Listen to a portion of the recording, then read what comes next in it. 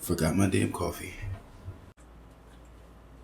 Let's imagine for a second that you can make the perfect YouTube video right now. Perfect thumbnail, perfect title, perfect idea. All the key components to a perfect YouTube video, you can make that right now. And you were starting a channel. You dropped this perfect video on a brand new channel. What do you think would happen? Absolutely nothing. Nothing would happen at all. It would still get no views. You would feel even worse having the perfect video that you know could stand up to any criticism out there, and it still wasn't rewarded with the efforts of what a good video should have.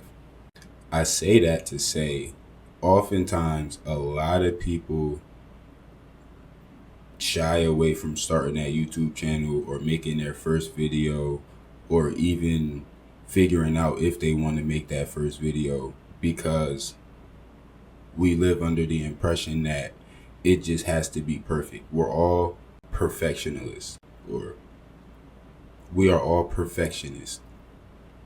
Everything has to be perfect. We have to have the right gear, the right setup, the right topic, everything. But the point that I'm trying to make is, if you have all of that perfect stuff and you drop it on a brand new channel, it doesn't matter anyway. Nobody's going to see it. And if you have all those key components and you're just pushing out high quality, and you're not getting any feedback for that because you don't post as consistently because you're focused on perfection over consistency, you're going to get burnt out way quicker than you should, because all of these perfect efforts, they're met with absolutely none. So today I'm going to be explaining to y'all why it's important to make bad videos and start off knowing that your videos are probably going to be bad, and that's fine. First things first, it's very important to note that a bad video is very subjective to whoever your viewer or core audience is. And what you think is a bad video, in all actuality, might be just the video that somebody needs to change their life. And if you change their life, they're more than likely to be a returning viewer, which will in turn change your life. So when you say a bad video, what you really mean is a video where you didn't have the full skill set that you had, that other professionals have, to create their content.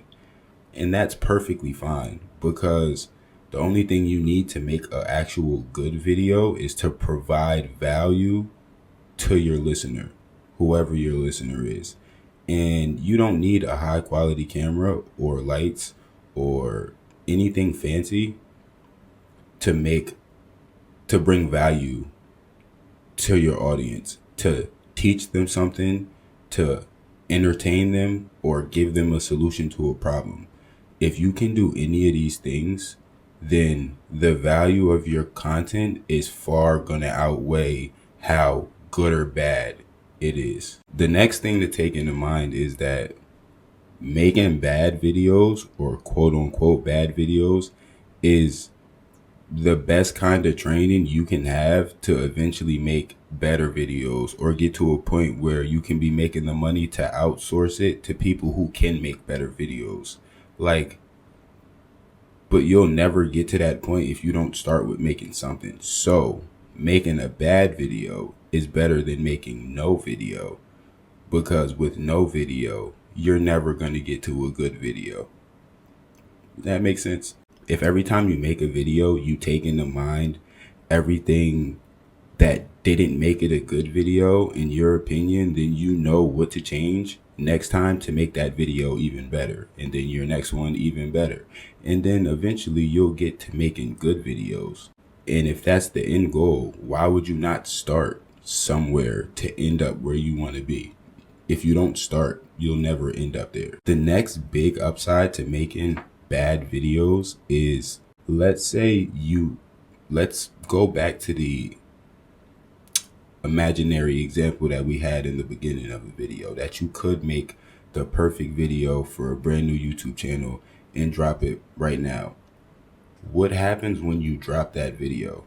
Where are they going to go to consume more content? That was your first video. If somebody likes it, like, bro, this is some high quality content, they're going to want to engage and learn more about your channel. If you don't have anything to send them to, that's the quickest way to lose a fan. It's the quickest way to get eyes on and off of your content. So you should be wanting to make the bad videos, so when you do eventually make a good video that sparks the algorithm and the algorithm shows it to everybody and their mother, you have a catalog of decent videos for people to go back to and latch onto and build that relationship with you as a content creator. And that's the relationship that you need for people to stick around and show other people your better videos when you get down that road to making better videos. So you could also just look at making bad videos as you just building a catalog for your audience to follow when you get into making quote unquote good videos. The last thing that you really want to think about is the fact that consistency is always going to win. Like, I'm actually making another video about how important consistency is and why understanding that will help a lot of us out, because I struggled with that for the longest time. And that's probably going to be the main thing that I'm focusing on this year, is staying consistent.